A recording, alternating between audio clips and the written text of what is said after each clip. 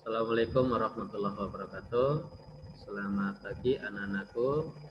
Hari ini alhamdulillah kita bisa berjumpa kembali di pelajaran bahasa Indonesia.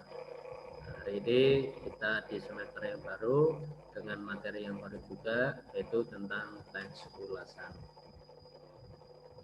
Silakan kita belajar bersama, disiapkan buku patetnya.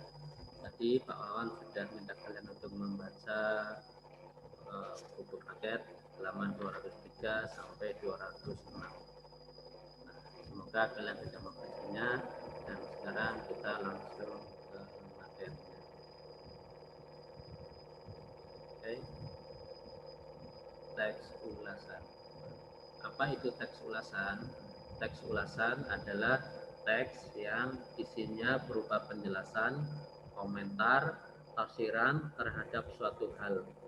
Bisa berupa berita, buku, karya seni, dan lain-lain untuk mengetahui kelebihan dan kekurangan objek yang diulas tersebut. Tujuan akhir dari teks ulasan adalah memberikan pertimbangan kepada khalayak tentang baik atau tidak baik objek yang diulas tersebut. Nah, jadi teks ulasan itu pada intinya adalah teks yang memberikan gambaran pertimbangan baik dan buruknya sebuah karya. Nah, tujuannya adalah memberikan pertimbangan kepada orang banyak tentang sebuah karya, bahwa karya tersebut baik atau tidak, seperti itu. Kemudian komponen daripada teks ulasan yaitu ada identitas buku, ada sinopsis, ada analisis, dan ada evaluasi. Ada 4 komponen teks ulasan. Nah, identitas buku itu letaknya nanti berada di bagian paling atas. Nah, identitas buku ini berisi tentang data produk sebuah karya. Nah, kalau misalkan yang diulas itu adalah sebuah novel, nah nanti identitas bukunya adalah tentang judul, pengarang, penerbit, tahun terbit, tebal halaman, kemudian bisa juga ukuran, kemudian ISBN, dan lain-lain. Pada identitas buku juga ini biasanya disertai juga dengan cover dari buku tersebut.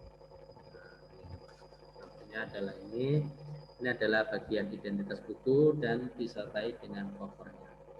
Kemudian komponen selanjutnya adalah sinopsis. Nah, sinopsis ini adalah ringkasan daripada isi buku.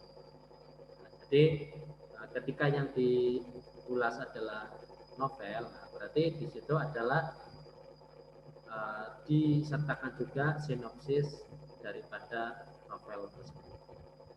Kemudian selanjutnya ada analisis kelebihan dan kekurangan. Nah, ini adalah inti daripada teks ulasan. Jadi memberikan penilaian baik atau buruknya sebuah karya, memberikan komentar negatif atau komentar positif terhadap sebuah karya. Nanti dianalisis. Nah, dianalisis kelebihannya apa, mungkin dilihat dari covernya, dilihat dari penulisannya, dilihat dari isinya, jalan ceritanya, dan sebagainya. Kemudian dianalisis juga kekurangannya. Nah, kira-kira kekurangannya apa nih? Kertasnya, kemudian atau ukuran hurufnya, atau jalan ceritanya, tokohnya, dan lain-lain. Itu kita ketahui itu setelah kita membaca keseluruhan daripada isi novel tersebut. Nah, kemudian komponen yang terakhir adalah evaluasi. Evaluasi pertimbangan. Jadi setelah kita memberikan penilaian, di bagian akhir itu kita memberikan rekomendasi, referensi. Kira-kira buku ini layak atau tidak, bagus atau tidak untuk dijadikan sebagai kalau misalnya kita mau beli ya sebagai untuk dibeli. Nah, kalau misalkan hanya membaca, berarti buku ini bagus atau tidak untuk dibaca, layak atau tidak layak untuk menjadi pertimbangan untuk membeli atau membacanya. Oke, selanjutnya objek teks ulasan. Nah, Jadi objek teks ulasan ini pada dasarnya luas sekali, tidak terbatas pada cerpen ataupun novel ya, tetapi segala karya itu bisa kita ulas. Di samping cerpen maupun novel, itu juga kita bisa memberikan ulasan terhadap film atau drama. Film atau drama itu kan tentunya punya kelebihan dan kekurangan. Kelebihan dan kekurangan, kemudian kalau kita sampaikan dalam bentuk tertulis, kita bentuk sesuai dengan format teks ulasan, nanti akan menjadi teks ulasan. Kemudian juga lagu. Nah, lagu juga bisa kita ulas. Begitu juga dengan lukisan. Nah, lukisan itu pun merupakan karya sastra. Nah, jadi lukisan itu bisa kita ulas. Ini pelukisnya siapa, kemudian yang menarik dari lukisan itu apa, kemudian kekurangan dari lukisan itu apa, dan kalau misalkan tujuannya adalah untuk komersil, nah, lukisan itu layak kita miliki atau tidak, seperti itu. Begitu juga dengan buku ilmu pengetahuan. Jadi bukan hanya buku fiksi saja, tetapi buku non fiksi juga bisa kita buat ulasan.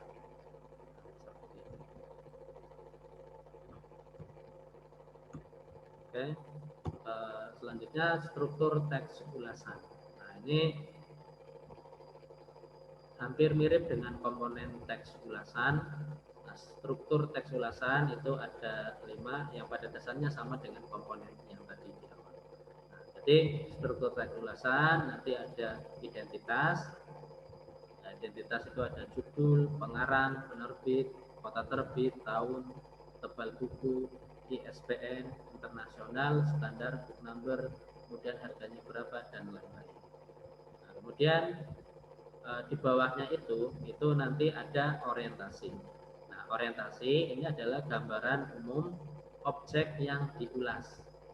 Misalnya riwayat pengarangnya, latar belakang penerbitan sebuah karya, kemudian ataupun misalkan novel tersebut pernah mendapatkan penghargaan dari siapa, apakah novel tersebut termasuk bestseller atau tidak. Nah, itu seperti itu diulas di bagian orientasi. Kemudian setelah bagian itu adalah bagian rangkuman atau sinopsis. Nah, rangkuman atau sinopsis itu berisi ringkasan daripada cerita. Nah, setelah itu ada bagian tafsiran atau analisis. Nah, bagian ini adalah memberikan memberikan analisis terhadap tokohnya, terhadap temanya, terhadap alurnya, terhadap hal-hal yang menarik yang sekiranya itu perlu dianalisis. Kemudian bagian yang terakhir adalah evaluasi. Nah, bagian ini berisi tentang kelebihan dan kekurangan. Nah, jadi setelah kita analisis, kemudian kita memberikan penilaian kelebihannya apa, kemudian kekurangannya apa, kemudian serta rekomendasinya. Ini recommended atau tidak dimiliki atau dibaca oleh orang lain. Oke, itu materi kita pada pagi hari ini. Ya, terima kasih. Kalau ada yang kurang jelas nanti bisa ditanyakan lewat Wafri kepada Pak Muhammad. Oke, terima kasih. Wassalamualaikum warahmatullahi wabarakatuh.